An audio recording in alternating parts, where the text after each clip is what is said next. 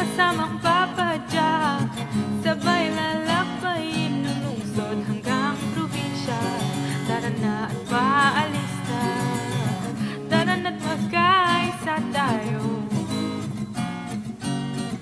Pagmasdan ng tanawin, huminga ng malalimin, ko'y malang kaibigan, kahit sobrang pagpuwisan.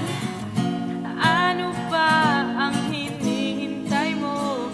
Tara na't sumama, gabi man o umaga, iisa lang sa puso, masayang magbisikleta. Tara na at tumulong, magbigay ng ginhawa, sama-samang susulong, tara't magbisikleta.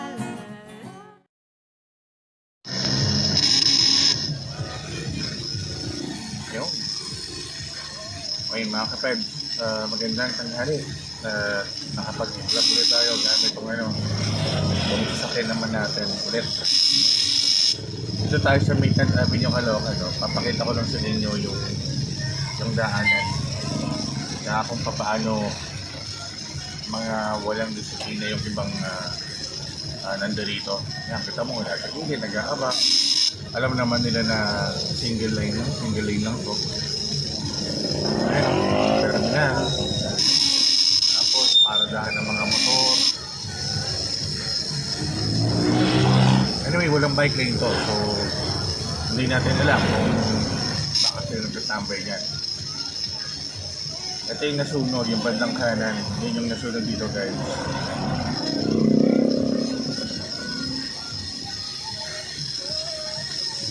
Kawawa naman yung mga nasunugan pagpapasko.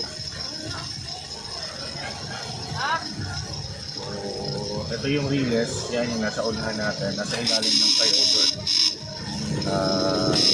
Yung PNR na Riles. Sa taas, yan yung Skyway.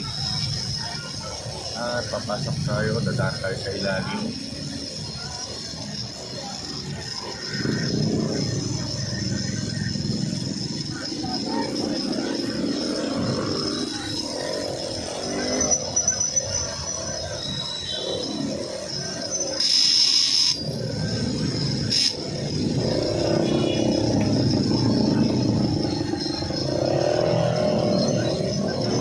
Wala nang madaanan dahil hindi nakapark na dito.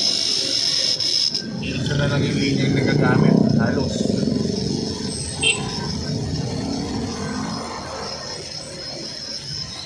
Yan, nakapark. Yan, nakapark. Tingnan mo naman yung parada ng motor, di ba? Imbes na naka-parallel doon sa bangketa, nakaganoon pa. Ayan, ginawa ng paradaan.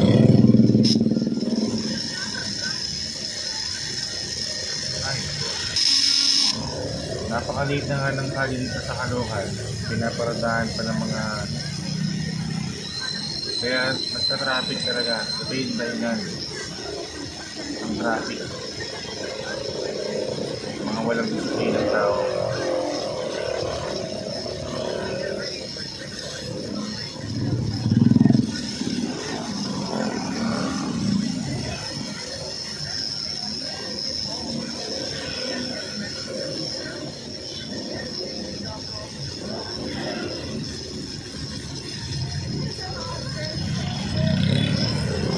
Ito yung 10th Avenue na dinadaanan natin mga kaibigan. Mga kapads, 10th Avenue.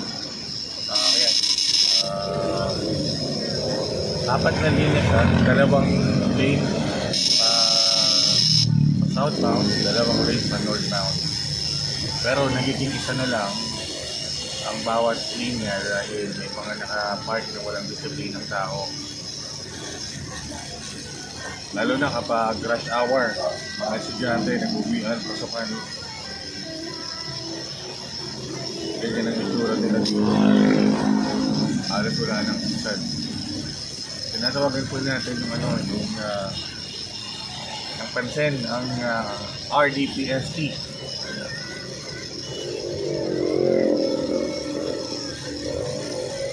ng Caloocan Traffic Division. No? Wala pong Halos lahat ng daanan sa Caloocan, traffic na. Halos lahat po. Dahil sa mga walang disiplinang tao.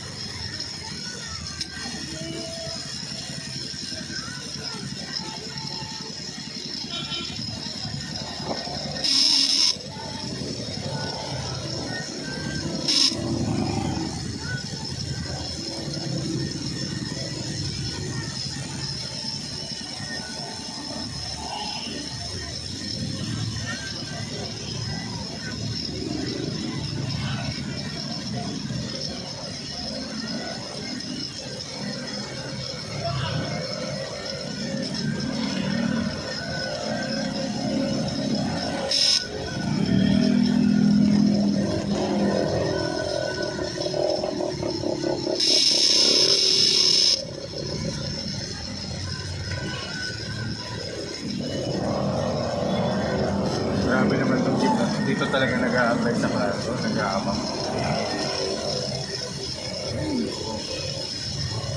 Paano nga naman pupunta sa Pilipinas?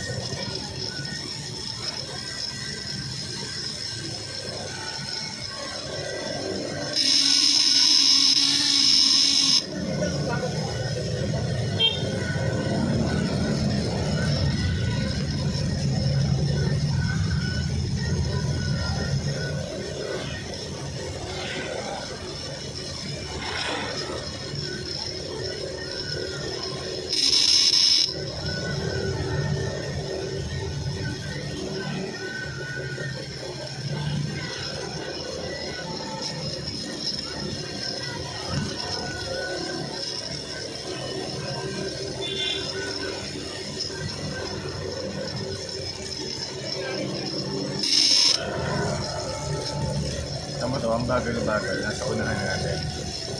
Ayaw magpa-overtake. Very good.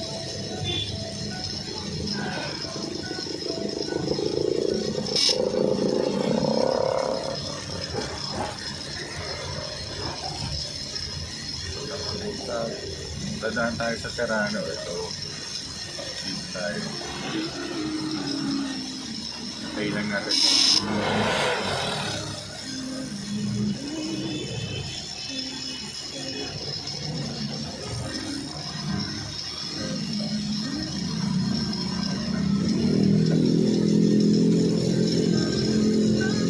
Naka-stop din ha, pero nagdugugod sila oh.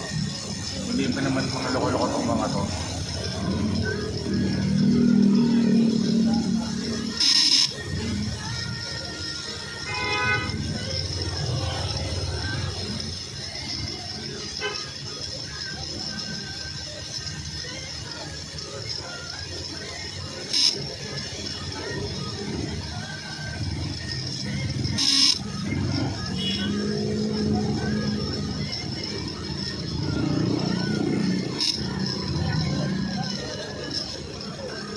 Ayan, ito na. Sarado na po tayo. Ang labas natin ito, EDSA. EDSA.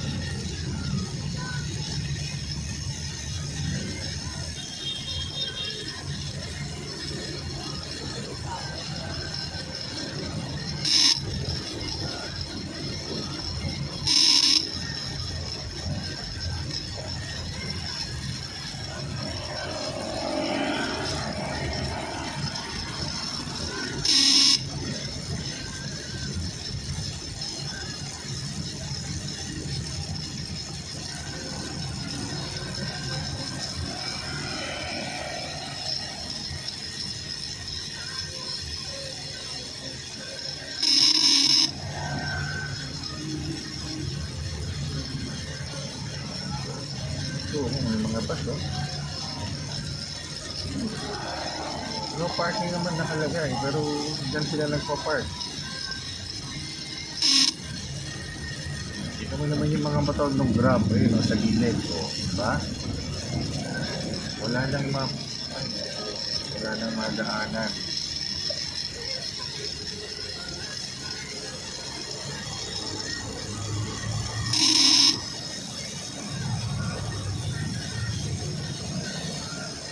Wala nang madaanan.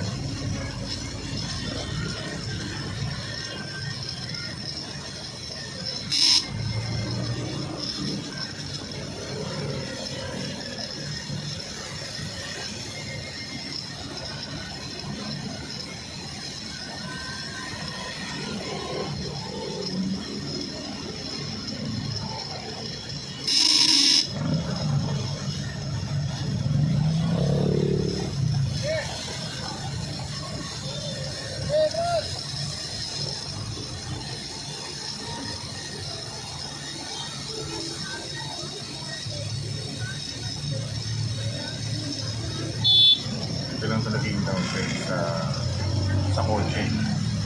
Kapag traffic na hindi ka maka-andar, hindi tulad ng bike, pwede kang sumingit-singit kahit paano. Using pa rin yung bike.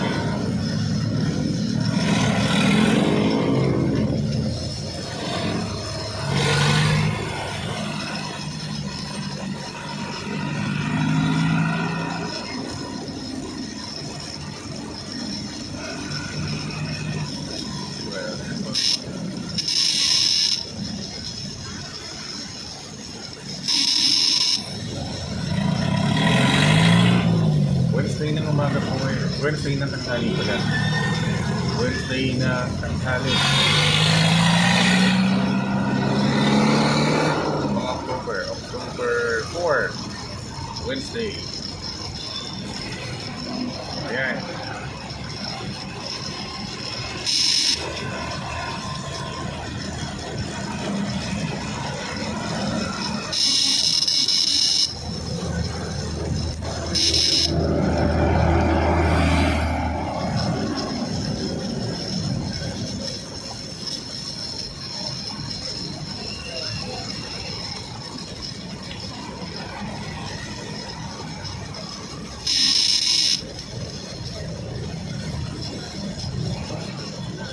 Sasabihin na tayo, mga kapatid, bagong baryo.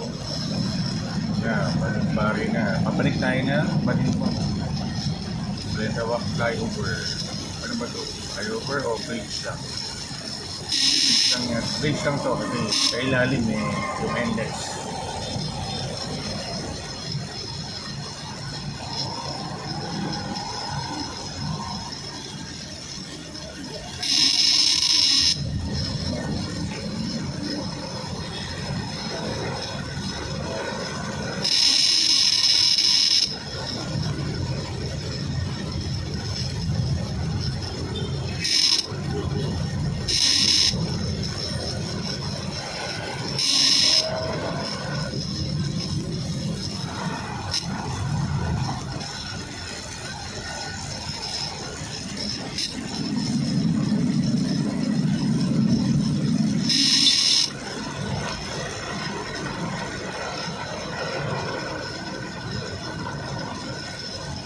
Ito yung station ng Balintawak sa taas, yung LRT station.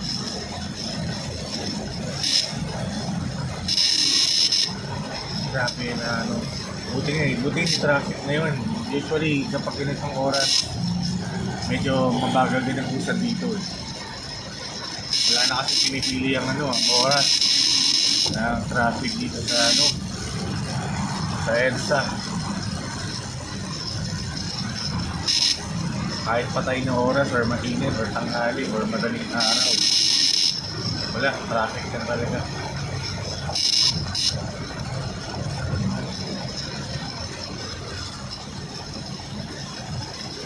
Pero ang nagsa-traffic lang, minsan ang dahilan lang, iilang sasakyan lang dahil wala sa linya, sino, liliko sa hindi tamang likuan. Yun yung napapansin natin dahil kadalasan talaga yun lang naman ang kailan.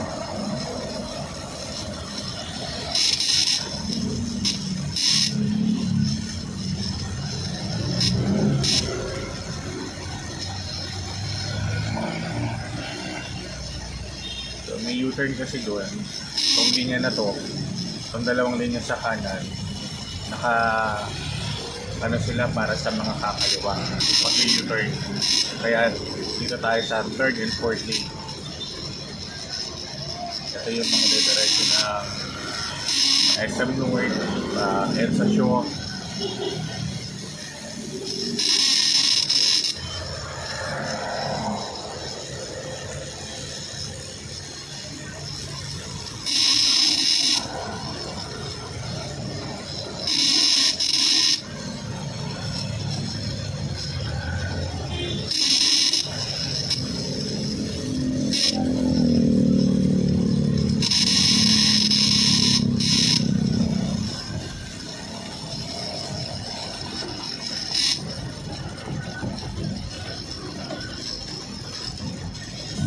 Tayo, kumaliwa. Ito tayo yung linya. Ito mabilis dito.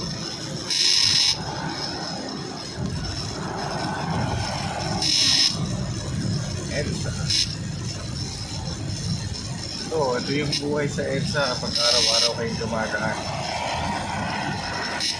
Minsan traffic, minsan hindi traffic, mabagal lang yung usad. Pero kadalasan pala traffic.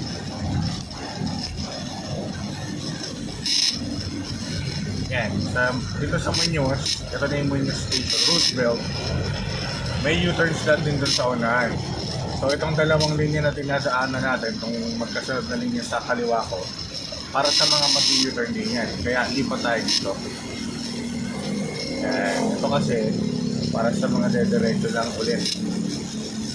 Papuntang SM North, papuntang EDSA Shaw, Quezon Avenue, Cubao. So para alam nyo na yung mga pwestuhan dito.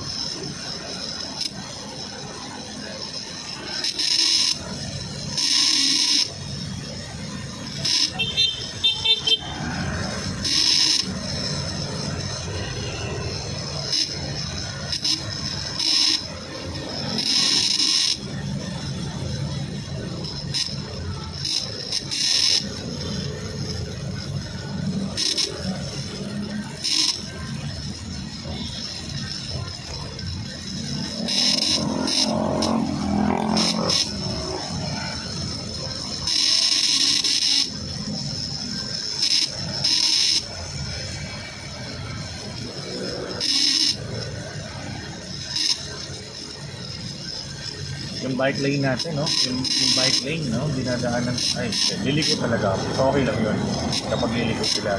Pero kapag hindi ka naman liliko, huwag yung daanan yung bike lane. Kasi parang nga sa mga bike eh, ewan ko lang kung nakikita nyo doon sa bandang unahan, ginagawang daanan ng mga motor. Ayun, no? Ayun, no? Oh. So, kawawa naman yung mga bike lane natin. Yung mga bike lane. Yung mga bikers natin, kapag dinaanan nila, ito na nga lang yung daanan nila. Sana hindi nila dinadaanan dahil yan ang alam yung daanan ng mga bikers. Kawawa na nga sila sa hindi na nga sila stay sa EDSA. Nawawala pa ng linya.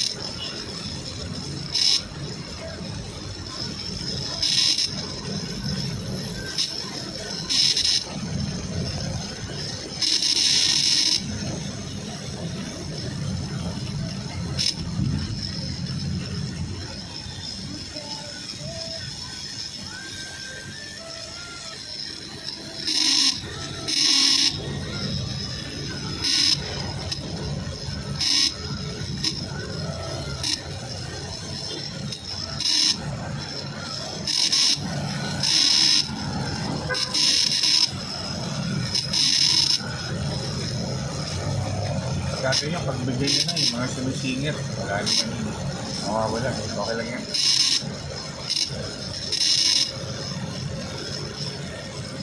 Pare-pares naman kayo kung busan.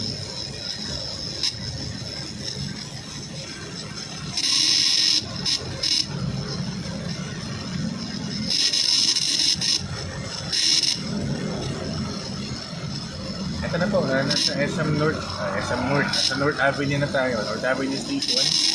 Ayan, yung bandang unahan. Ayan, yun ang station ng MRT dito, North Avenue.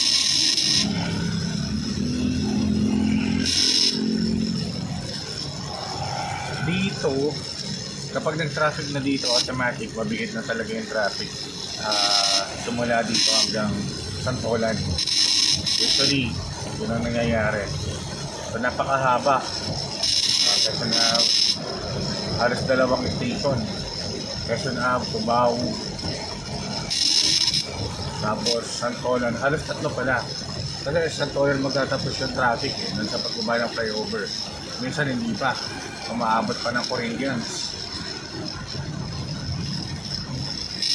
So, ayun. Bilang ano dito, kailangan madaming pasensya.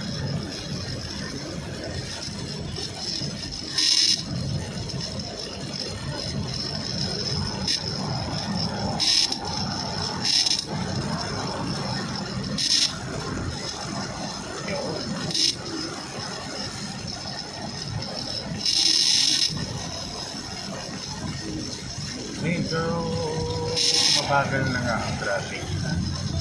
Dahil kita ko na dun sa may flyover, mabagal.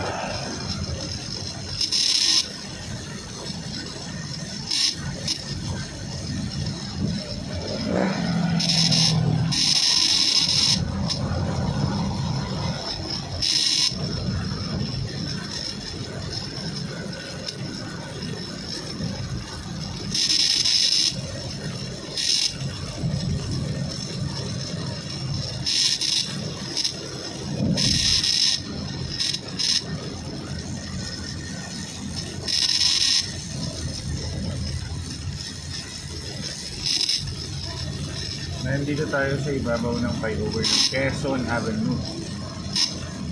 Yan, Quezon Avenue Station, MRT Station, may nakita nyo na sa bandang unahan. Ang ilalim na dinadaanan natin is Quezon Avenue. Punta Quezon Circle.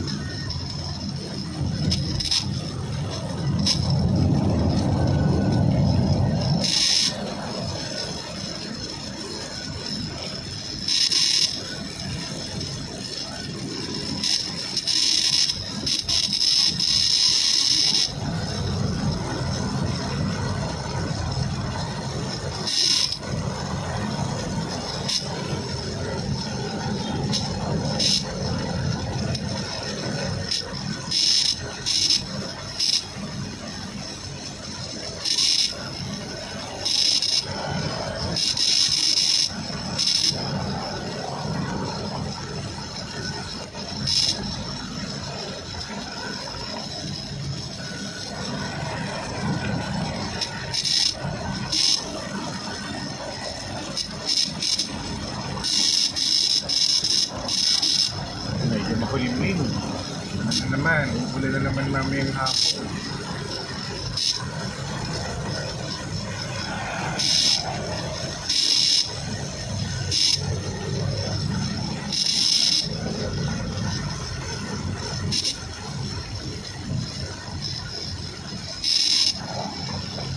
Yan, GMA Kamuning Station po. Yan, nakikita nyo. GMA Kamuning Station. Mark.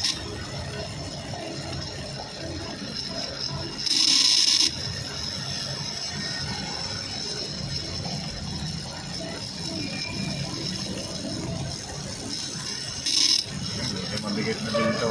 Kapag bumagal na dito sa GMA flyover, automatic yan. Hanggang ano yan. Hanggang Santolan. Or hanggang Purican.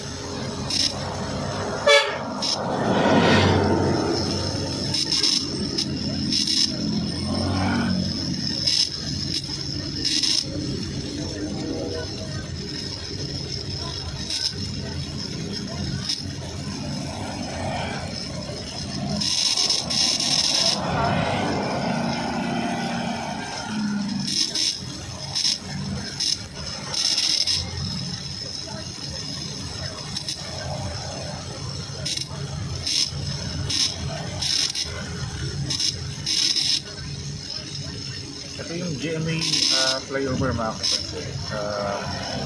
Hindi ako nagkakamali. Ito yung pinakamahabang flyover dito sa EDSA. Kasi yung sa Ortigas, ang akala ko dati yun. Pero kasi mataas yun, kasi tsaka medyo manipis or makipot lang, kaya akala natin mahaba. Pero kapag dinaanan mo, parang pag inurasan mo, mas mahaba yung itong GMA flyover. Ano sa tingin yung mga kaka-EDSA at mga kapal? Baka may alam kayo or alam. Kasi tagal ka lang dumadaan dito eh. Talaga parang na ano po. Ito yung pinakamahabang flyover dito sa EDSA. Sa EDSA, usapang EDSA. Ito yung alam ko na dadaanan kong mahaba or pinakamahabang flyover dito sa EDSA.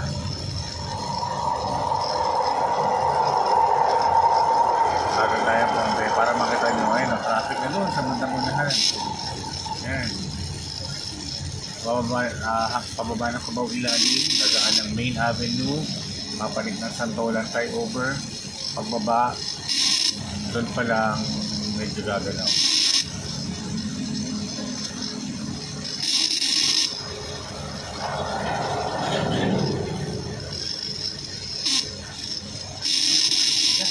Hanggang dito ko na lang muna aanuhin yung vlog natin mga ka-EDSA at mga kapads, no? See you sa Bike Summit natin sa October 15, 10 AM sa may Serbisyong Bayan ni Tatay Rani Action Center. Ipin nyo na lang po sa Google yun, Serbisyong Bayan ni Tatay Rani. Serbisyong Bayan Action Center ni Tatay Rani. Akipin na lang po sa may Google para po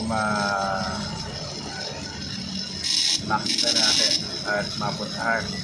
Hindi na po mga biker ang iimbitahan natin, no?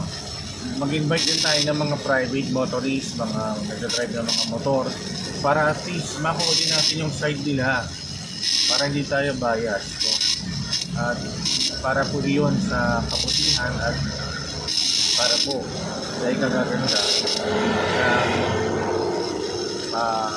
bike lane at bike safety at para din po sa mga motorista natin na nakakasabay natin mag-drive, no, sa daanan. At yun lamang po, maraming salamat mga kapad at mga ka-EDSA. Pag-subscribe na lang po sa ating channel, Sir Enzo TV, SERENZO